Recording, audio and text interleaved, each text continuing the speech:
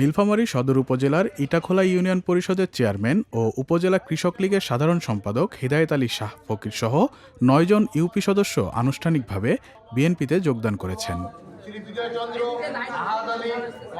আজ মঙ্গলবার দুপুরে জেলা বিএনপির কার্যালয়ে এক অনুষ্ঠানের মাধ্যমে তারা প্রেসিডেন্ট জিয়াউর রহমানের আদর্শে অনুপ্রাণিত হয়ে দলটিতে যোগ দেন।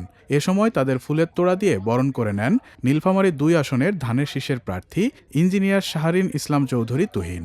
যোগদানকারী সদস্যদের মধ্যে ৩ জন নারী ইউপি সদস্যও রয়েছেন। তারা হলেন মণি বেগম, আঞ্জুমারা বেগম ও মমতা বেগম। অন্য সদস্যরা হলেন মশিউর রহমান, মজিবুল হক, বিজয়চন্দ্র, আহাদ আলী এবং মোহাম্মদ মজনু। এ সময় প্রধান অতিথির বক্তব্যে শাহরিন ইসলাম চৌধুরী তুহিন বলেন, দেশের বর্তমান রাজনৈতিক পরিস্থিতিতে গণতন্ত্র ও মানুষের অধিকার রক্ষায় বিএনপিকে শক্তিশালী করতে সবাইকে ঐক্যবদ্ধ হতে হবে। যোগদানকারী জনপ্রতিনিধিরা জানান, বিগত দিনে আওয়ামী লীগের রাজনীতিতে থেকে জনগণের প্রত্যাশা পূরণ ও এলাকার কাঙ্ক্ষিত উন্নয়ন সম্ভব হয়নি। তাই আদর্শিক কারণেই তারা ধানের শীষের পতাকা তলে আসার সিদ্ধান্ত নিয়েছেন।